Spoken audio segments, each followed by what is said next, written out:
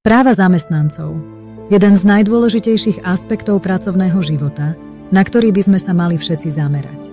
V našom modernom svete je dôležité, aby zamestnanci poznali a chápali svoje práva. Tieto práva nám pomáhajú zabezpečiť, že sa nám dostáva spravodlivého a rovného zaobchádzania v pracovnom prostredí. Právo na dôstojné platové podmienky, bezpečné a zdravé pracovné prostredie, ochranu pred diskrimináciou a právo na združovanie sú len niektoré z nich. Ako zamestnanci máme aj povinnosť chrániť tieto práva a stáť si za nimi. Nebojme sa hovoriť nahlas, keď vidíme nespravodlivosť, alebo keď sa nám zdá, že naše práva sú ohrozené. Pamätajte, že znalosť našich práv je prvým krokom k ich ochrane. Prezradím vám to najdôležitejšie o základných právach zamestnancov.